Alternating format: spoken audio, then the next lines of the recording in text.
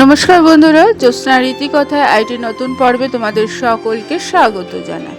বন্ধুরা, ৩রা অক্টোবর থেকে দেবীপক্ষ তো শুরু হয়ে গেছে। দেবীপক্ষ শুরু হওয়া মানেই দুর্গাপুজো। তা চলবে আগামী ১২ই অক্টোবর পর্যন্ত। এরপর দেবীকে বিদায় জানিয়ে বিজয়া দশমী পালন করবে বাঙালি সমাজ।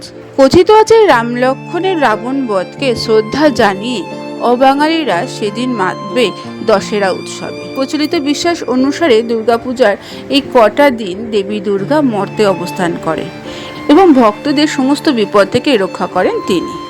যদিও ষষ্ঠী থেকে দশমী পর্যন্ত দুর্গাপূজার প্রতিটা দিনই গুরুত্বপূর্ণ, তবুও অষ্টমী নবমী তিথির বিশেষ মাহাত্ম্য রয়েছে। তাহলে আজকের পর্বে তোমরা জেনে নাও যে মহা অষ্টমী ও মহানবমী কত তারিখে পড়েছে, পুজো ও অঞ্জলির শুভ সময়সূচি। আজকের পর্বটি যদি তোমাদের ভালো লাগে তাহলে লাইক করে দিও, শেয়ার করে দিও, আর পাশে রাখা বেল আইকনটিকে প্রেস করে রেখো যাতে পরবর্তী ভিডিও নোটিফিকেশন সবার আগে তোমাদের কাছে পৌঁছে যায়। গত ৩রা অক্টোবর প্রতিপদ ছিল, অর্থাৎ শারদীয় নবরাত্রির প্রথম দিন। এই দিনে কলস স্থাপন করা হয়। সেই দিন সকাল ৬টা ১৫ মিনিট থেকে সকাল ৭টা ২২ মিনিটের মধ্যে ঘট স্থাপনে একটা শুভ সময় ছিল। তার মধ্যে দেবী ঘট স্থাপন করা হয়েছে। এই দিন মাতা শৈলপুত্রীর পুজো করা হয়েছিল। তবে মহা অষ্টমী ও মহানবমী কত তারিখে পড়েছে এখন আমরা জেনে নেব।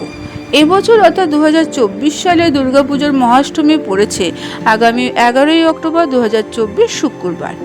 আশ্বিন শুক্লা অষ্টমী তিথি পড়বে ১০ই অক্টোবর বেলা ১২টা ৩১ মিনিটে। অষ্টমী থাকবে ১১ই অক্টোবর বেলা ১২টা ৬ মিনিট পর্যন্ত। মহাষ্টমীতে সকালের পুজোর সময় সকাল ৫টা ৩০ মিনিট থেকে ৯টা ২৭ মিনিট পর্যন্ত। এবং সবচেয়ে গুরুত্বপূর্ণ হচ্ছে মহাষ্টমীর অঞ্জলি। এই অঞ্জলির সময় হচ্ছে সকাল ৬টা ২৪ মিনিট থেকে ৬টা ৪৮ মিনিট পর্যন্ত। এরপরেই কুমারী পুজোর শুভ সময় সকাল ৯টা থেকে কুমারী পুজোর শুভ সময় থাকবে এবং সন্ধি পুজো বেলা ১১টা ৪৩ মিনিট থেকে ১২টা ৩১ মিনিটের মধ্যে থাকবে। তবে বন্ধুরা, এই বছর দুর্গাপুজোর মহানবমী পড়েছে আগামী ১২ই অক্টোবর ২০২৪ শনিবার। নবমী ও দশমী এইবার একই দিনে পড়েছে, অর্থাৎ ১১ই অক্টোবর বেলা ১২টা ২৭ মিনিটে নবমী পড়ে যাচ্ছে আর ১২ই অক্টোবর সকাল ১০টা ৫৮ মিনিটে নবমী ছেড়ে যাচ্ছে। এই কারণে এই বছর একই দিনে হবে নবমী ও দশমীর পুজো। মহানবমীতে সকালের পুজোর সময় থাকবে ১২ই অক্টোবর সকাল ৫টা ৪৪ মিনিট পর্যন্ত। তারপরেই দশমীর পুজো শুরু হয়ে যাবে। দুর্গাপুজোয় মহাষ্টমীতে অনেকে কন্যা পুজো বা কুমারী পুজো করে থাকে। মহানবমী তিথিতে কুমারী পুজো করার রীতি রয়েছে। দুর্গাপুজোয় কুমারী রূপে দেবীর উপাসনা করলেও তার বিশেষ আশীর্বাদ লাভ করা যায়।